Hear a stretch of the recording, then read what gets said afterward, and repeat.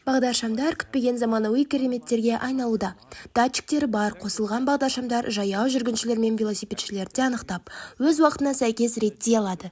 Ал жаңа жасанды интеллект жүйесімен бұл шамдар нақты уақыт режимінде адам араласуынсыз басымдық беруді үйреніп жатыр. Олар енді жай бағдаршамдар емес, нағыз жол қозғалысын бақылаушыларға айналуда. Бұл технология жедел жәрдем көліктері мен полиция машиналарының бағдаршамдарды өзгерту арқылы қиылыстардан оңай өтуін әлдеқашан мүмкін еткен. Ford компаниясы жедел жәрдем, өрт сөндіру және полиция көліктеріне жол ашатын бағдаршам технологиясын жасап жатыр. Бұл жүйе қызыл шамнан өтіп келе жатқан шұғыл қызмет көліктерінің жол көлік апатына ұшырау қаупін де азайтады. Жүйе сондай-ақ қызыл және жасыл шамдарды уақытын басқа көліктерге жіберіп, жалпы қозғалысты жақсартуға көмектеседі. Жол инфрақұрылымын жақсартуда бізге бейімделетін бағдаршамдар үлкен көмек атқарады. Бұлар жол қозғалысының данышпандары десек те болады. Ескі таймерлік шамдардан айырмашылығы, бейімделетін бағдаршамдар нақты уақыттағы жол жағдайына бейімделеді. Олар қозғалысты бақылап, шешім қабылдау үшін датчиктер, камералар және алгоритмдер комбинациясын пайдаланады. Лос-Анджелес пен Лондон сияқты қалаларда бұл жүйелер айтарлықтай нәтиже беріп жатыр.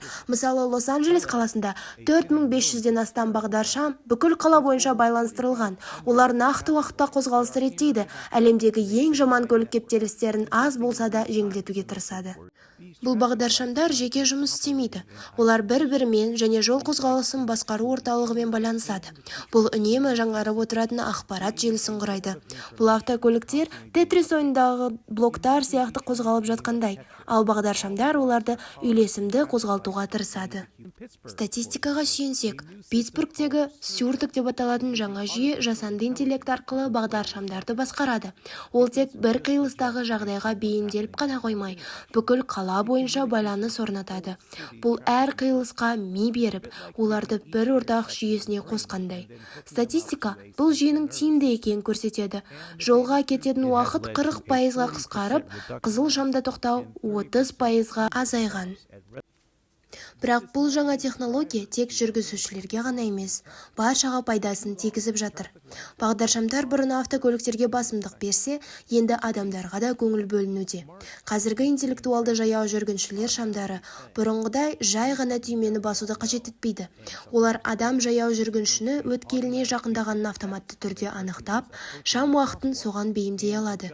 Кейбір жүйелер тіпті адамның қаншалықты жылдам немесе баяу келе жатқанын ескеріп, уақытты соған сәйкес реттейді. Егер сіз баяу жүрсеңіз, бағдаршам сізге тек 10 секунд қана беріп қоймайды. Жаяу жүргіншілерден бөлек, енді велосипедшілерге де көңіл бөлінуде. Копенгаген сияқты қалаларда арнайы жасыл толқындар жасалып жатыр. Велосипедпен тұрақты жылдамдықта жүрсеңіз, бірінен соң бірі жасыл шамға тап боласыз.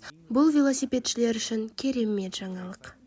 Бірақ бұнымен бәрі бітпейді. Біз автономды көліктер дәуіріне тез жақындап келеміз, және бағдаршамдар соған бейімделу тиіс. Көліктер күн сайын ақылды болып келе жатыр, және олардың бағдаршаммен байланысы өте жылдам дамуда. Бірақ көліктердің дамуы соншалықты тез, тіпті бағдаршам инфрақұрылымы артта қалуы мүмкін. Кейбір сарапшылардың айтуынша, толық автономды көліктер әлемінде бізге мүлде бағдаршамдар қажет болмай қалады. Себебі көліктер бір-бірімен және айналадағы инфрақұрылыммен тікелей байланысып, еш тоқтамастан қиылыстардан қауіпсіз өте алады. Бұл қорқынышты болып көрінуі мүмкін, бірақ теория жүзінде бұл адам қателігін жойып, көптеген жол апаттардың алдын алады. Сондықтан бағдаршамдар тез дамып жатса да, болашақта тіпті жойылып кетуі мүмкін.